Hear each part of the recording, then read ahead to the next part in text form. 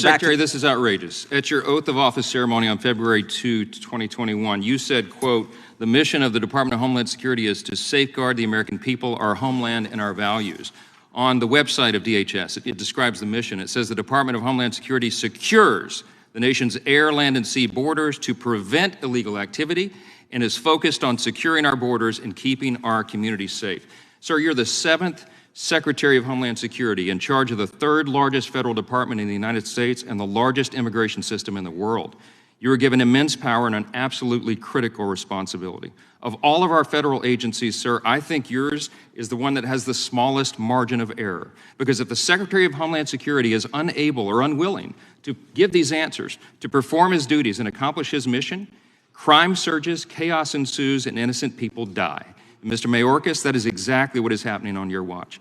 All of us have been down to the border. We've seen this with our own eyes, and we are outraged. And so are our constituents and all law-abiding citizens in this country. They're outraged because of your deliberate and defiant policies.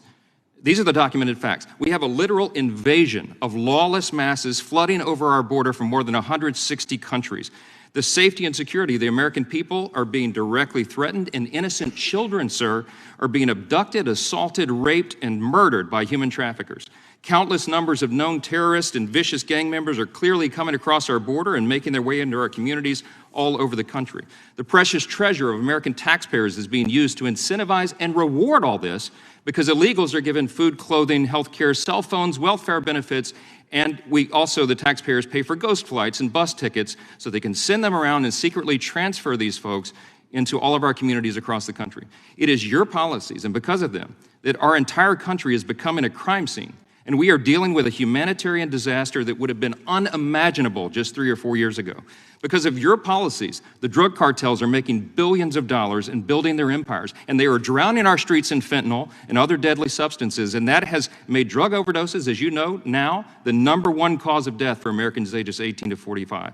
Our brave Border Patrol and law enforcement agencies and officers are completely overwhelmed, and they are personally endangered. And the rule of law is being trampled underfoot, and the stability and the very sovereignty of our nation is being threatened like never before.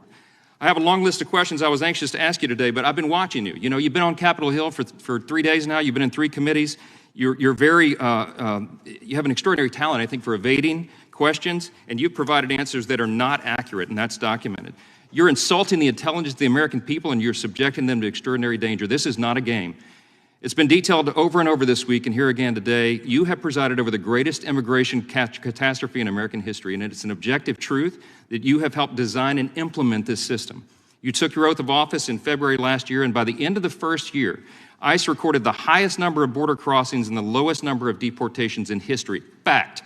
You have stated publicly in direct defiance of our laws that, quote, being here illegally by itself is not enough to be removed, unquote. If DHS does not deport illegals, that is, apprehend and quickly remove people who cross into our country illegally, then we have no border security at all. We all know that after Title 42 is repealed, 18,000 immigrants a day are going to result coming over that border. It's going to be a total collapse of operational control. If people are allowed to simply walk in here and live and work and collect taxpayer-funded benefits and assistance for years upon years and maybe permanently, then in a very short period of time, we'll be totally overwhelmed. We'll be crushed by the sheer numbers and the weight of illegal immigration, and there will no longer be any border, any security here, any sovereignty at all. We won't have a country. I called for your resignation in July of last year and explained then that it had already become crystal clear that you were either unable or unwilling to do your job. But as has been said here today now, based upon the facts and the evidence, we've concluded you're doing this intentionally.